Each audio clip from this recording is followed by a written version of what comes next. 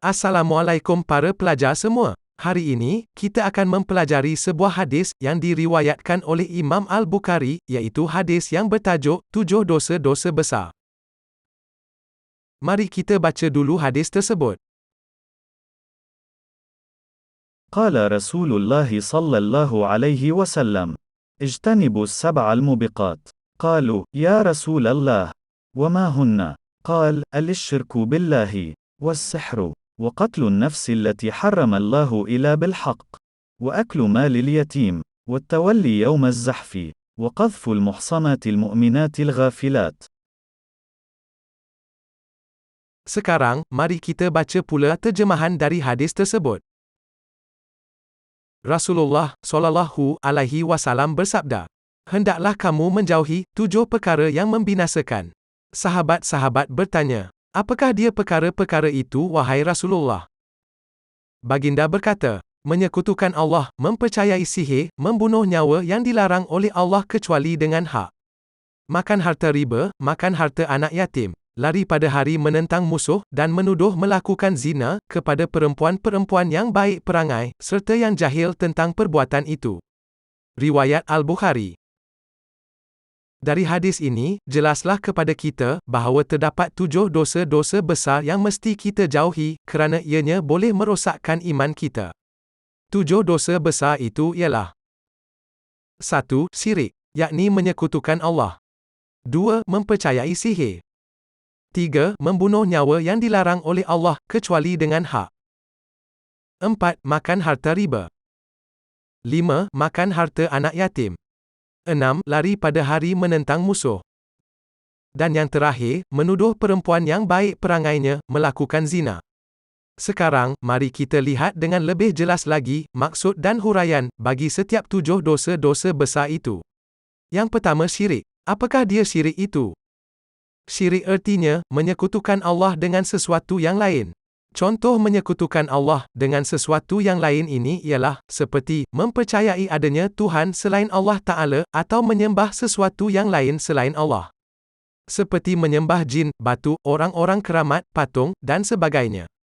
Orang yang melakukan syirik ini, dihukumkan sebagai murtad.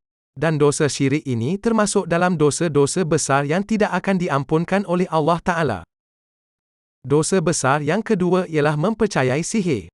Sihir artinya, perkara luar biasa, yang dilakukan oleh orang-orang fasik, atau yang telah rosak imannya. Biasanya, perbuatan sihir ini diamalkan, dengan cara tunduk kepada kuasa-kuasa gaib, seperti jin dan syaitan. Mempercayai dan mengamalkan sihir, atau kuasa gaib ini, sangat dilarang dalam Islam. Antara sebabnya ialah kerana: 1. Sihir boleh merosakkan iman seseorang. 2. Sihir juga akan menyebabkan kehidupan dirinya sendiri menjadi rosak dan hancur. 3. Sihir juga boleh menyebabkan seseorang itu terdorong untuk melakukan kejahatan. Dan yang keempat, sihir menjadikan keselamatan orang lain menjadi terancam dan terganggu.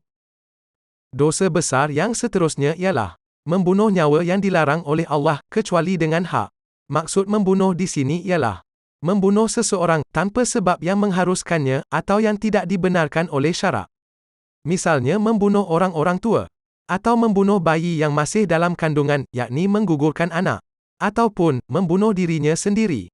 Perbuatan membunuh seperti ini adalah dilarang dalam Islam. Bagaimanapun, terdapat pengecualian atau keadaan di mana perbuatan membunuh itu diharuskan oleh syarak.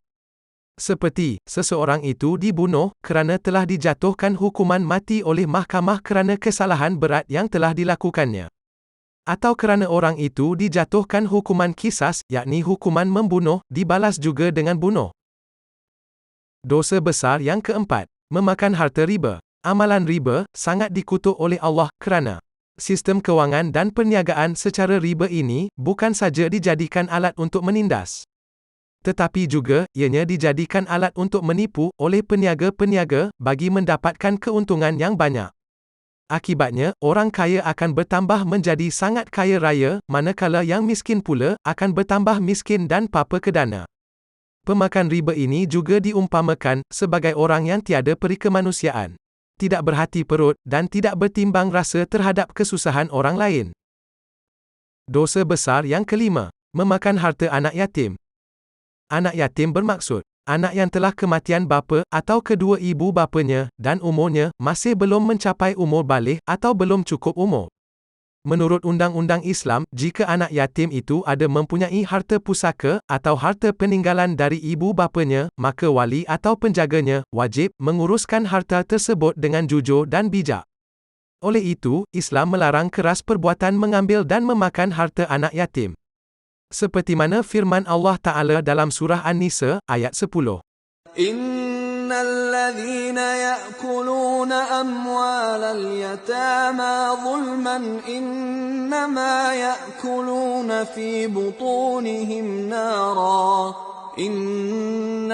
يأكلون في بطونهم نارا وسيصلون سعيرا.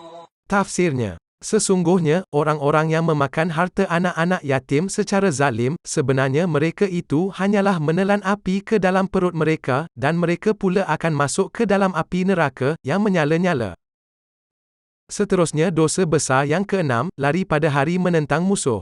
Lari pada hari menentang musuh ini bermaksud berpaling tadah pada hari ketika berperang, menegakkan agama Allah.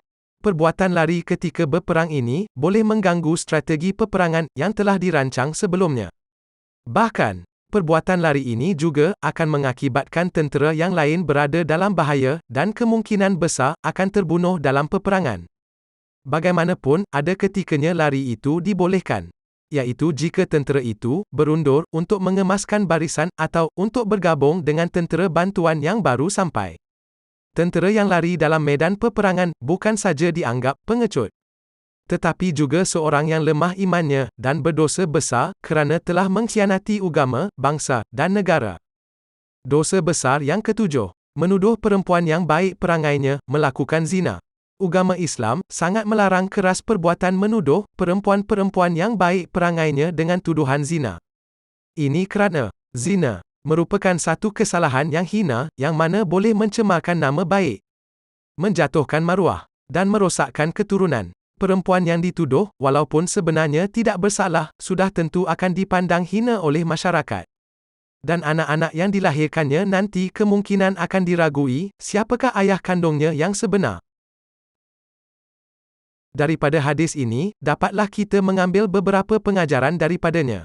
Antaranya, Rasulullah menerangkan 7 perkara yang boleh merosakkan iman dan kehidupan seseorang.